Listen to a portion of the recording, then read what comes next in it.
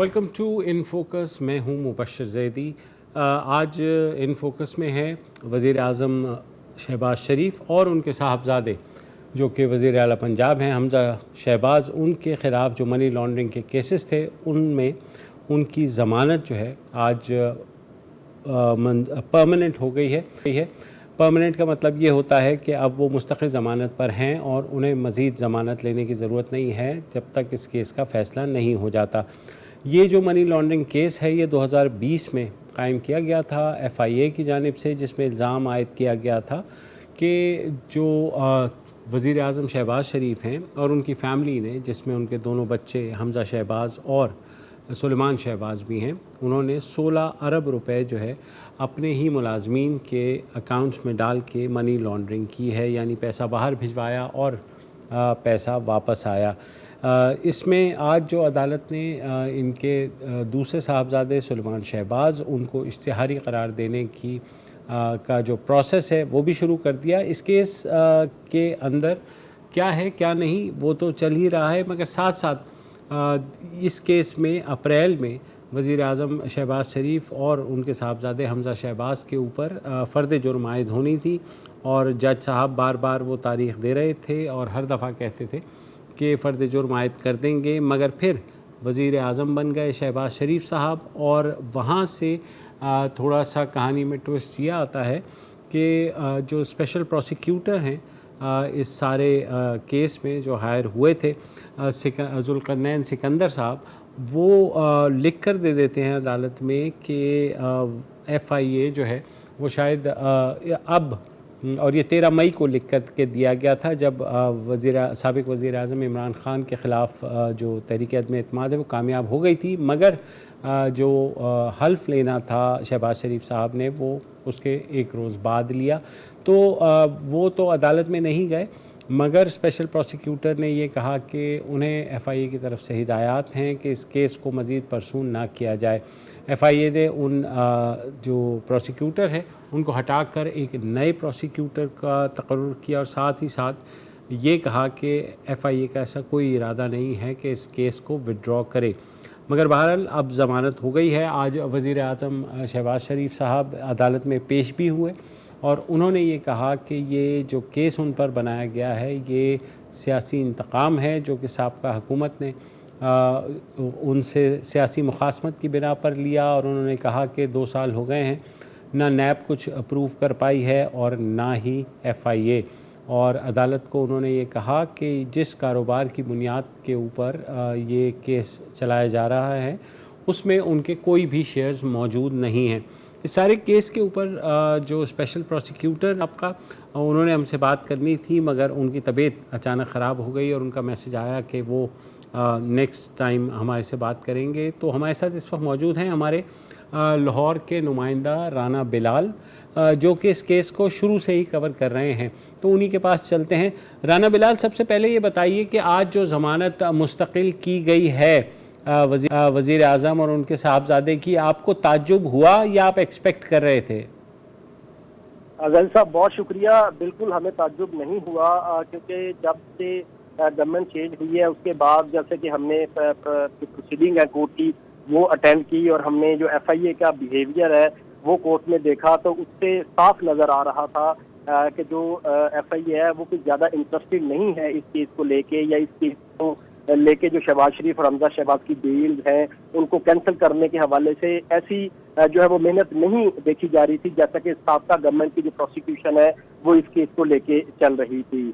अगर मुकदमे की बात की जाए तो ये 2020 में मुकदमा FIA की जानिब से दर्ज किया गया था और मुकदमा दर्ज करने के बाद FIA की जो टीम है स्पेशल टीम उनकी जानिब से शहबाज शरीफ को और हमज़ा शहबाज को बुलाया गया था FIA ने तफ्तीश के लिए, लेकिन शहबाज शरीफ और हमज़ा शहबाज ने अपनी लीगल टीम से मुशावरत के बाद FIA में पेश होने के बजाय उन्होंने अबूरी ज़मानत लेने का फैसला किया था। और लगभग 1 साल पहले गुज़िश्ता बरस जून में ही 21 जून को शहबाज शरीफ और हमज़ा शहबाज की जानिब से लाहौर की बैंकिंग ऑफेंस कोर्ट से अबूरी ज़मानत ली गई थी और आज 1 साल बाद इस केस का जो है वो फैसला आया है। और इस केस में गुज़िश्ता बरस दिसंबर में जो है वो FIA ने तफ्तीश मुकम्मल करके चालान जमा करवाया था। चालान जमा होने के बाद भी 6 माह हो चुके हैं और 6 माह बाद आज 1 साल के बाद इसका फैसला जो है वो आया है। ये शहबाज शरीफ और हमजा शहबाज नहीं, इनके जो मुलाजमीन थे शुगर मिल्स के, उन्होंने भी जमानतें ली थी और आज उनकी जमानतें भी कंफर्म हुई हैं।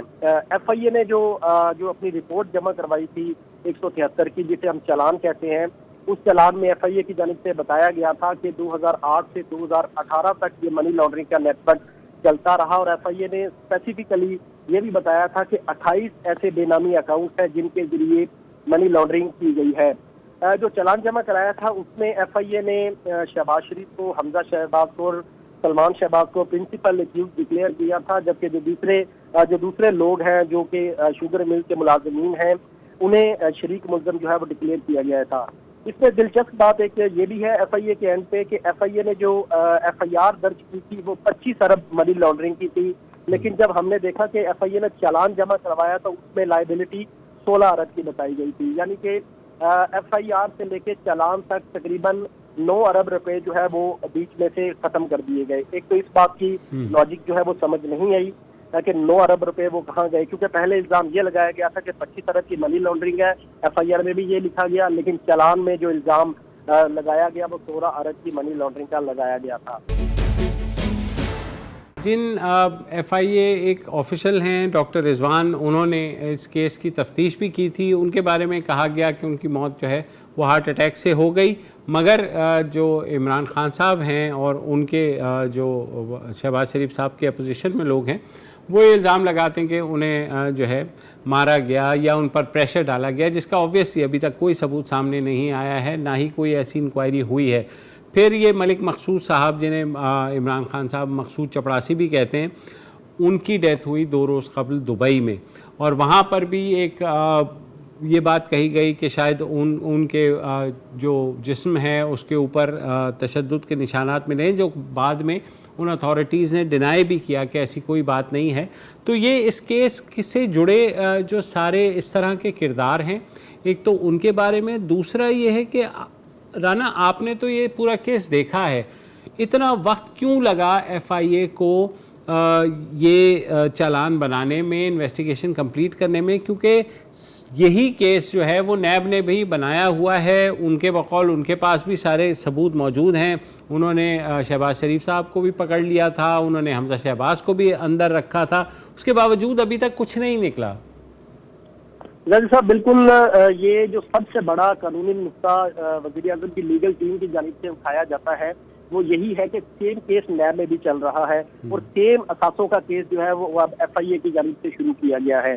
जैसा कि आपने ये सवाल किया कि इसमें ताख़ीर क्यों की गई, तो इसमें ताख़ीर की बुनियादी वजह यह है कि FIA के पास इतना रिकॉर्ड मौजूद नहीं था कि वक्त पर जो है वो FIA इस केस का चालान जमा करवा सकती। जब दिसंबर 2021 में FIA ने चालान जमा करवाया था तो ये चालान तब जमा करवाया था जब अदालत की जानिब से FIA को एक शो कॉज नोटिस दिया गया था कि आपने मुकर्ररा वक्त में ये चालान जमा नहीं करवाया, अगर आपके पास एविडेंस नहीं है तो भी अदालत को बताएं, और अगर आपके पास एविडेंस है तो इसको रिकॉर्ड का हिस्सा बना के चालान की सूरत में अदालत में पेश करें।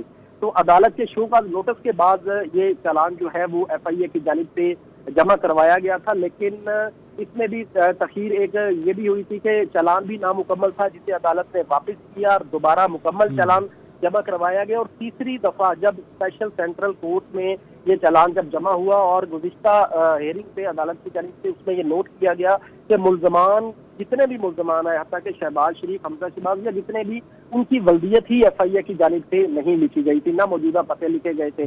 तो अदालत की जानिब से ये चालान FIA को वापस किया गया था। मुकम्मल चालान अब जो गुज़िश्ता हेयरिंग है उस पर जो है वो जमा करवाया गया है।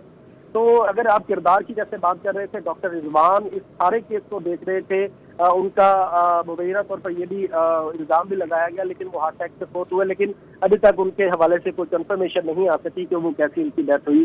दूसरा, जैसे आपके किरदार की बात कर रहे थे, इस केस में बुनियादी तौर पर 3 मुल्ज़मान अभी तक फौत हो चुके हैं, जिनमें एक मलिक मकसूद, जिनको उर्फ मकसूद चपड़ासी भी कहा जाता है, और उसके साथ गुलाम शब्बर है और एक और मुल्ज़म है। तो बाकी जो मुल्ज़मान है वो अपना केस जो है वो पेश कर रहे हैं। 2 चीज़ें इसमें है, एक जमानत का जो मामला है वो तो आज कंफर्म हो गई है, जमानत उनकी तौसीक हो गई है। जो दूसरा है चालान पे अभी हेयरिंग जो है वो जारी है, और चालान में तमाम मुल्ज़मान को अदालत की जानिब से समन किया गया है 15 जुलाई के लिए। 15 जुलाई को डेट तो रखी गई है, लेकिन अभी तक सलमान शहबाज की जो प्रेजेंस है वो कोर्ट में नहीं हो सकी। उनके हवाले से जो कानूनी ज़ाब्ते हैं वो पूरे किए जा रहे हैं, जैसा कि उनको पहले उनके नॉन बेलेबल अरेस्ट वारंट जारी किए गए हैं। अगर वो पेश नहीं होते तो उनके बाद उनका अखबार इश्तिहार होगा और फिर 30 दिन का टाइम दिया जाएगा। जब ये राना साहब मज़े की बात ये कि सलमान शहबाज जो हैं, जब वज़ीर आज़म शहबाज शरीफ साहब तुर्की गए तो वो वहाँ उस टेबल पर मौजूद थे जिस पर तैयब एर्दोआन जो तुर्की सदर हैं और उनकी अहलिया वो भी बैठे हुए थे। तो वो तुर्की जा सकते हैं लेकिन पाकिस्तान नहीं आ सकते। ये बिल्कुल आपकी बिल्कुल वैलिड बात है और हमने भी ये तस्वीरें, इस तरह की पिक्चर की वीडियोस देखी हैं, लेकिन जज साहब ये काम तो FIA प्रोसिक्यूशन का है कि वो कोर्ट में ये नुक्ता उठाए कि एक मुल्ज़िम जो पाकिस्तान की अदालत से इश्तिहारी है वो कैसे एक वज़ीर-ए-आज़म के साथ या कैसे किसी ऑफिशियल मीटिंग में जो है वो शिरकत कर सकता है। ये FIA की जो प्रोसिक्यूशन है, ये FIA की लीगल टीम है, उसको अदालत के सामने क्वेश्चन ये रेज करना चाहिए था, लेकिन हमने सारी प्रोसीडिंग कवर की है। FIA की जानिब से इस हवाले से एक भी लफ्ज़ जो है वो अदालत में नहीं कहा गया। इवन जब कोर्ट की जानिब से ये कहा गया कि सलमान शहबाज की हद तक जो वारंट्स हैं उनके हवाले से क्या रिपोर्ट है, तो FIA ने सिर्फ ये बताया कि जो उनकी लाहौर में रिहाइशगाह है वहाँ पर सलमान शहबाज मौजूद नहीं है। हालांकि सबको ही पता है कि वो 2018 से पहले जो है वो मुल्क छोड़ चुके थे और जा चुके थे, लेकिन FIA की जानिब से लाहौर के पते पर वारंट भिजवाए गए, उस पर तामील नहीं हो सकी। हालांकि इसका प्रोसेस ये है कि अगर मुल्ज़म मौजूद ना हो मुल्क में तो राब्ता किया जाता है इंटरपोल से, उनके रेड वारंट निकलवाए जाते हैं और मुल्ज़मान को पाकिस्तान लाने की कोशिश की जाती है। लेकिन इस केस में हमने देखा कि FIA की जो प्रोसिक्यूशन है या FIA का जो तफ्तीशी विंग है उनकी जानिब से कोई खातिर खा इक़दाम नहीं किए गए कि जो कि मफरूर मुल्ज़मान हैं उनको पाकिस्तान वापस लाए। अच्छा, फाइनली ये अप्रैल से मामला चल रहा है कि फ़र्द जुर्म आयद होगी। एक दफ़ा तो जज साहब बहुत गुस्से भी हुए, उन्होंने कहा मुझे समझ नहीं आ रही कि क्यों हम डिले कर रहे हैं। ये बात मैं अप्रैल की कर रहा हूँ, आज हम जून में मौजूद हैं और फ़र्द जुर्म आयद नहीं होती, ज़मानत कन्फर्म हो जाती है, तो फ़र्द जुर्म कहाँ गई? सर देखिए, फ़र्द जुर्म का मामला अभी भी मेरे ये लटक चुका है। की बुनियादी वजह यह है, एक तो अप्रैल में बिल्कुल आप सही कह रहे हैं, जज साहब की जानिब से गुस्सा भी किया गया, इजहार बरमी भी किया गया, लेकिन साथ ही जो FIA के प्रोसिक्यूटर हैं उनकी जानिब से एक दरख्वास्त भी अदालत में दी गई थी कि जो मफरूर मुल्ज़मान हैं उनके हवाले से जो कानूनी ज़ाब्ते हैं वो पूरे किए बगैर फ़र्द जुर्म ना लगाई जाए। ये FIA की टीम अदालत से कह रही है कि अभी फ़र्द जुर्म ना लगाई जाए क्योंकि जो मफरूर मुल्ज़मान है उनकी हद तक प्रोसेस मुकम्मल किया जाए, और वो प्रोसेस ये था कि अगर उनके नाकाबिले वारंट गिरफ्तारी निकाले जाए, अगर वो पेश नहीं होते तो उनकी जो प्रॉपर्टी है वो अटैच की जाए। FIA का ये भी कहना था कोर्ट में कि अगर इन केस आज फ़र्द जुर्म लग जाती है और उसके बाद मुल्ज़मान जो है वो अदालत में पेश हो जाते हैं तो सारा है वो रिवाइज करना पड़ेगा, दोबारा से शुरू करना पड़ेगा। तो इसलिए बेहतर यही है कि सबसे पहले जो मफरूर मुल्ज़मान है उनकी हद तक कानूनी कार्रवाई पूरी की जाए। कानूनी कार्रवाई मैं आपको बता देता हूँ कि पहले वारंट निकले हैं, उसके बाद उनका इश्तिहार होगा, अगर पेश नहीं होते तो उनके दायमी वारंट होंगे और 30 दिन का टाइम दिया जाएगा। 30 दिन में अगर वो पेश नहीं होते तो कानून के मुताबिक उनकी प्रॉपर्टी अटैच कर दी जाएगी। इस सारे प्रोसेस में लगभग महीना, 1.5 महीना, 2 महीने भी लग सकते हैं। जब तक ये प्रोसेस कंप्लीट नहीं होगा कानून के मुताबिक दीगर मुल्ज़मान पर भी फ़र्द जुर्म नहीं लगेगी और सिर्फ डेट तारीखें मिलती रहेंगी, और 2 महीने कम अज़ कम इस केस को अभी भी चाहिए मेरे नज़दीक के फ़र्द जुर्म इस पर आयद की जाए जब तक ये सारा प्रोसेस कंप्लीट नहीं होगा। चलिए, बहुत शुक्रिया राना बिलाल, खासी तफसील से और पाकिस्तान में जो है ऐसे केसेस किसी नतीजे पर नहीं पहुंचते, और उसकी वजह शायद ये भी है कि FIA ने वही केस छाप दिया जो कि नैब में भी चल रहा है। उसकी क्या ज़रूरत थी, क्या वजह थी, और ज़ाहिर है अब क्योंकि शहबाज शरीफ साहब वज़ीर आज़म बन गए हैं तो वो ना भी कहें तो FIA को पता है कि वो वज़ीर आज़म हैं और उनके साहबजादे वज़ीर आला पंजाब हैं, तो लिहाजा उनको इंडाइट करने का मकसद जो है का नतीजा वो ज़रूर जानते हैं कि जो भी उनको इंडाइट करेगा तो बाद में उसने रहना तो यही है। तो ये केसेस, इस तरह के केसेस हमने माजी में भी चलते हुए देखे हैं, मगर जो सूरत हाल ये नज़र आ रही है इसका मतलब है ये सिर्फ डिले होगा और इवेंचुअली जो है फिर ये केस ख़त्म होगा। बहरहाल आपको अपडेट करते रहेंगे। एक वक्फा लेते हैं। Welcome back. अब बात करते हैं बजट की। جو کل آ گیا، اور اس کے بعد آج مفتاح اسماعیل نے اس بجٹ پریس کانفرنس میں کی اور انہوں نے حکومتی اہداف کو ایکسپلین کیا۔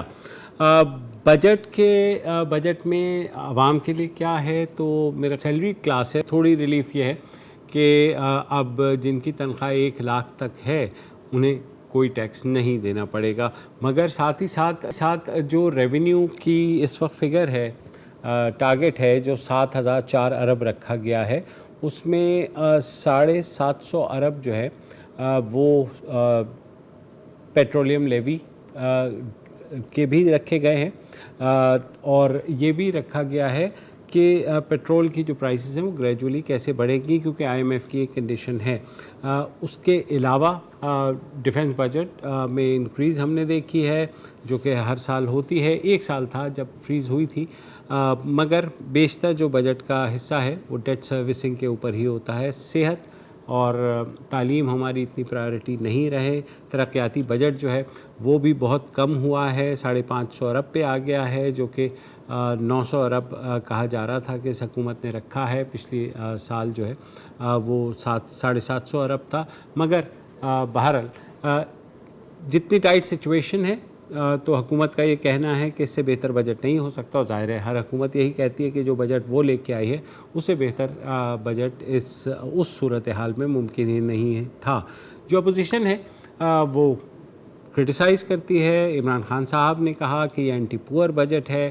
اگر عمران خان صاحب پاور میں ہوتے اور شہباز شریف صاحب اپوزیشن میں ہوتے، وہ بھی یہی کہتے کہ اینٹی پور بجٹ ہے، کیونکہ آلریڈی پاکستانی عوام جو ہیں وہ بری طریقے سے پس چکے ہیں۔ جو رائزنگ پرائسز ہیں، چاہے وہ فوڈ کموڈیٹیز کی ہوں یا پیٹرولیم کی ہوں، تو یہ بجٹ تو شاید اس پریشر کو مزید ایگریویٹ ہی کرے گا۔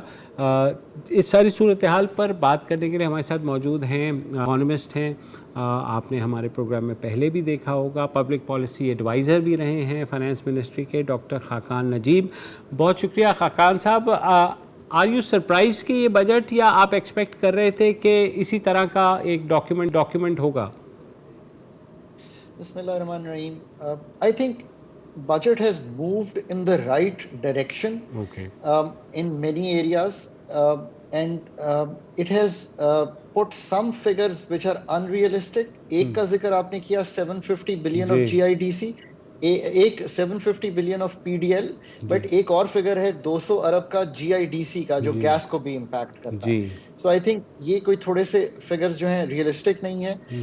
تیسرا یہ ہے کہ اٹ ہیز ٹرائیڈ کہ آئی ایم ایف کے ساتھ جو ایک ہماری agreement نہیں ہو پا رہا since February, which is of high concern to us as Pakistanis, اس کو فلفل کیا جائے۔ اور چوتھی چیز جو اس نے کی ہے بجٹ نے، وہ یہ کوشش کی ہے کہ کچھ ٹارگیٹڈ سبسڈی کی جو رجیم ہے اس کو اس کی طرف جایا جائے ایٹ لیسٹ، اگر ہم پوری طرح اس کو کر نہیں پاتے۔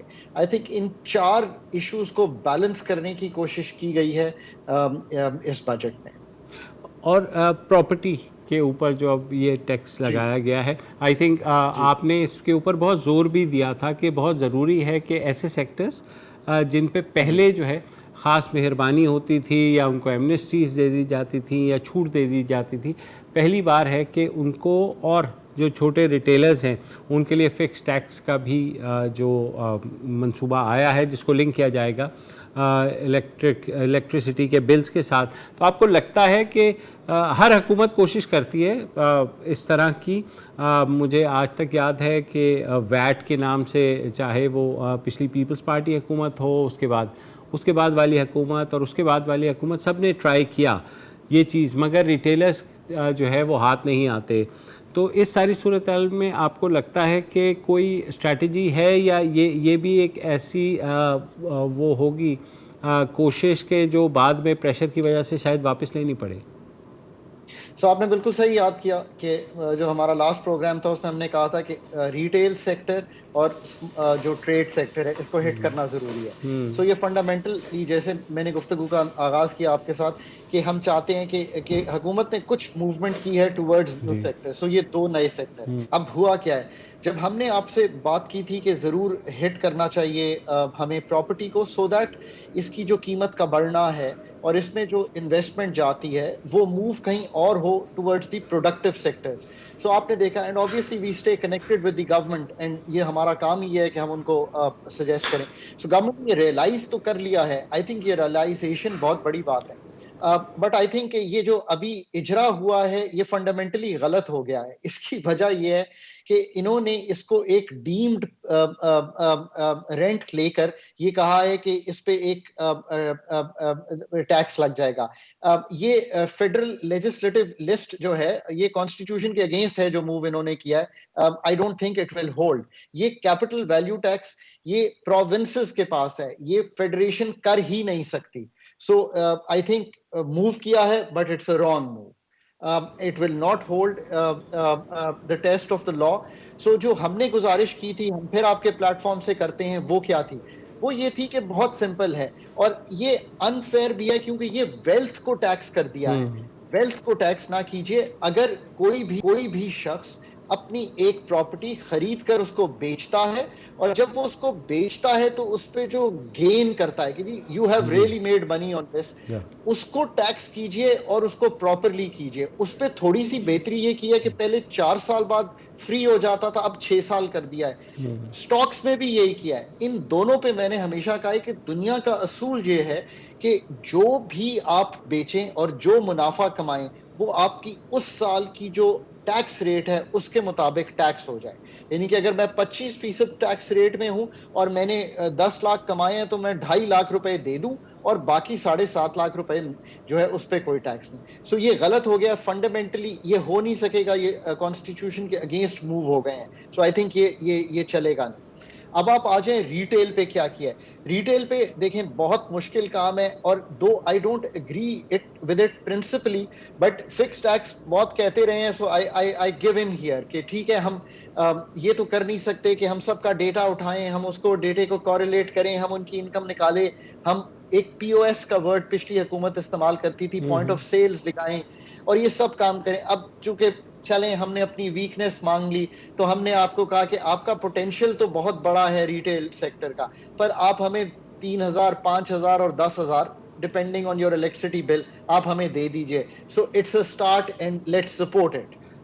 But it's not an enough start because on your and my salary we pay complete tax. But here what you're saying is that we will pay a tax which is not complete but it's a beginning in the right direction. اس پہ اگر کوئی object کرتا ہے چاہے وہ میری کانسٹیٹیوئنسی ہی کیوں نہ ہو, I think we should come hard because retail wholesale has been out of the tax net and have made money. ہم نے کیا گروتھ نہیں دیکھی ریٹیل سیکٹر کی. میرا خیال ہے اس وقت 7,500 ارب کے قریب کی سیل ہے. مطلب اٹ از این امیمنس سیکٹر. میں اگر ایکسپلین کروں کہ کیا ٹیکس پوٹینشیل ہے تو لوگ حیران ہو جائیں گے کہ اس پہ کیا tax, but at least start and let's support it as a good measure. So یہ دو میجرز میں سے پہلے کو چینج کرنا پڑے گا. اس پہ I think let support it and go with it. Banking کو ٹیکس کیا ہے ہائر ریٹ پہ 42% پہ لے گئے ہیں 39% پہ. 39 دیٹس ویری گڈ بیکاز آپ دیکھیے کہ اسٹیٹ بینک ان کو لینڈ کرتا ہے, وہ حکومت کو لینڈ کرتے ہیں, they are minting money. So obviously they should help and that help is required. ایک چیز اور کی ہے ٹیکسیشن پہ ہی بات کر لیں کہ جو کمرشل امپورٹرز ہیں ان کے ریٹ کو تھوڑا سا بڑھایا ہے اور اس کو فل اینڈ فائنل کر دیا ہے.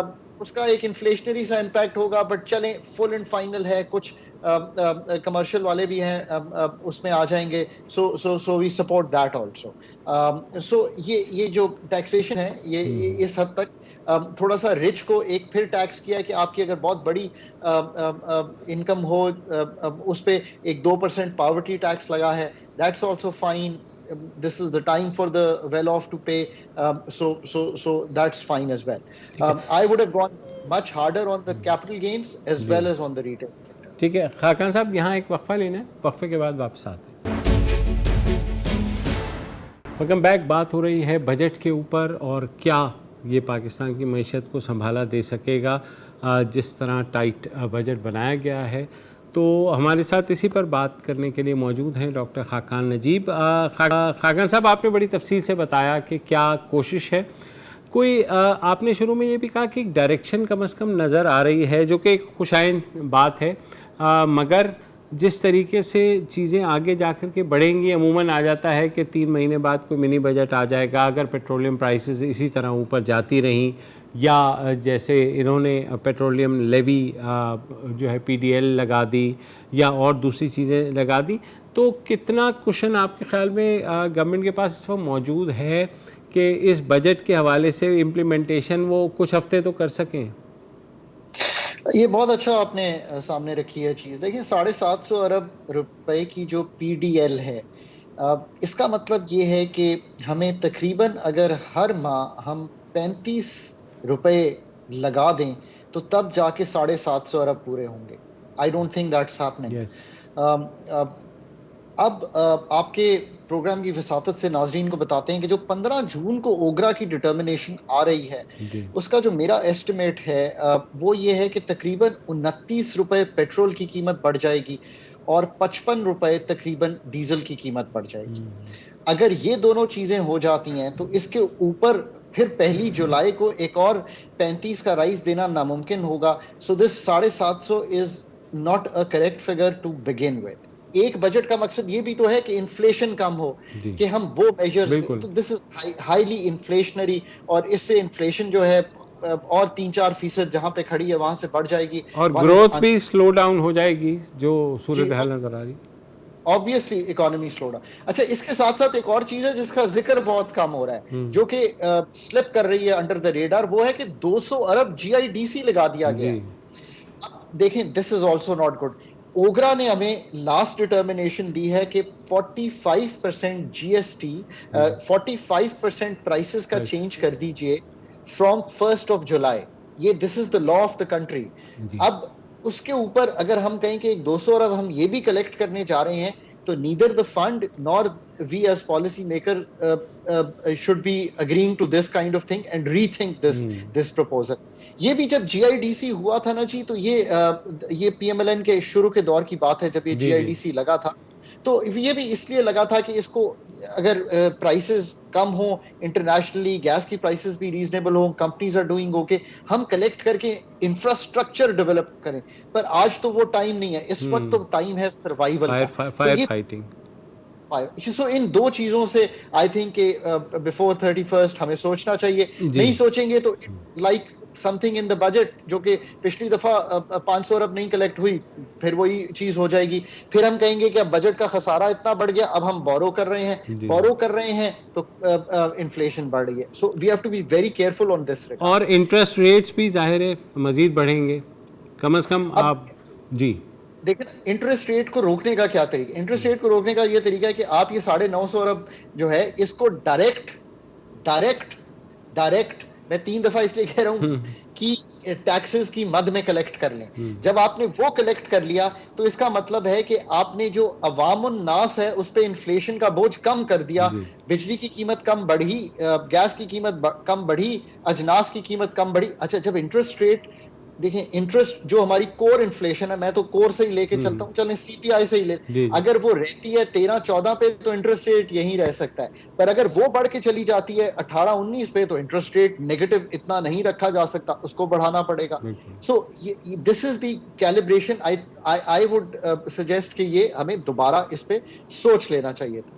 ایک اور نمبر ہے جو کہ فلر ہے آئی تھنک، وہ ہے کہ ہم نے 800 بلین سرپلس لے لیا ہے چاروں پروونسز سے.